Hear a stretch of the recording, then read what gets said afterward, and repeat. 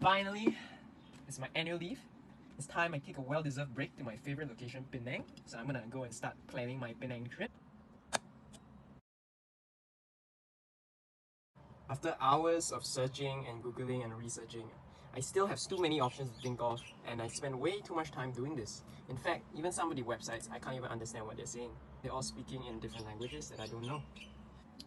Why is it so hard to plan an itinerary, man?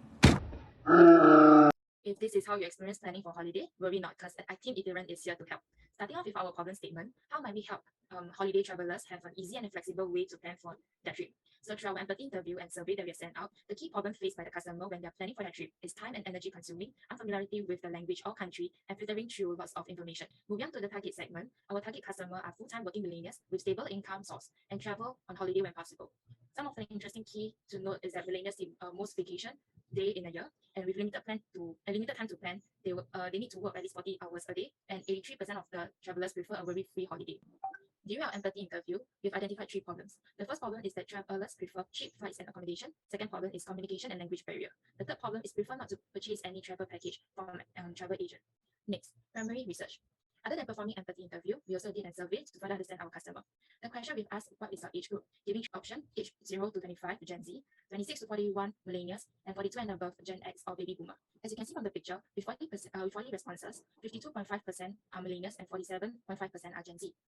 The second question we have asked, if you're traveling on holiday, how likely would you plan your itinerary for it?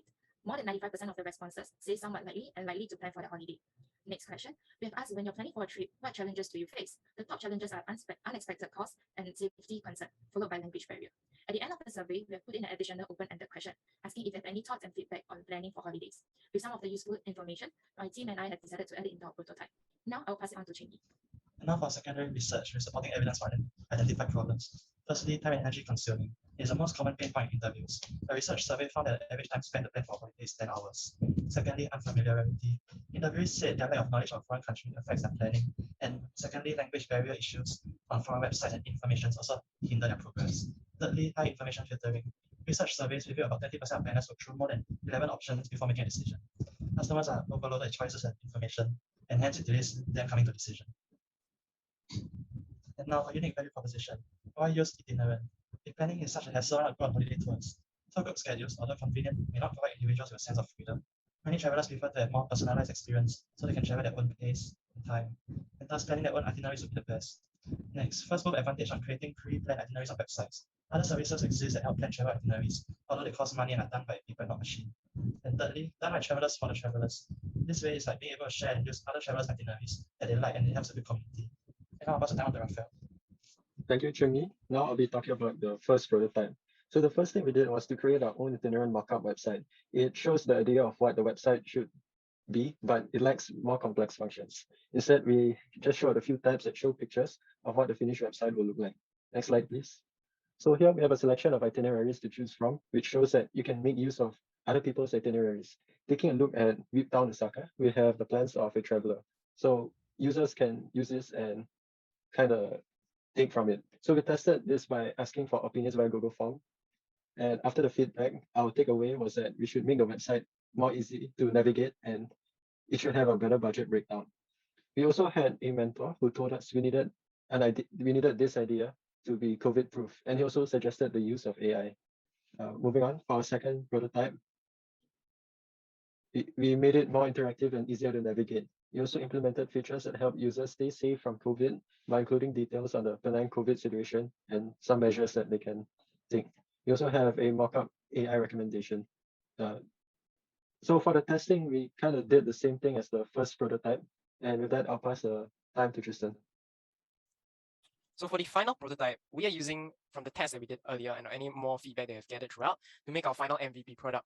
So this is the homepage, very simple, provide some information about our website. So moving on to the main juice, we wanted to do for the itinerary, you have the option of whether selecting you want to start it from an AI or either use other people's itinerary. So let's say I wanted to done it by AI. I obviously have to input my own specific details. So let's say I want to take a trip to Penang, Malaysia, and some of my hobbies like including hiking and art, and I like it to be simple. So I'm sort of like a very adventurous foodie, and I'm looking for this to start maybe 2nd Jan to 8 Jan.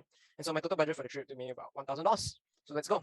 And so the AI here has generated our ideal itinerary. And here they provided what are specific instructions of what we're supposed to do throughout the day. For example, going here, recommendations for where to eat, We also, so for the improvement, we included a budget breakdown of so users know how much they're spending each day out of their total budget. So the COVID attention and health risks, recommended accommodations, links.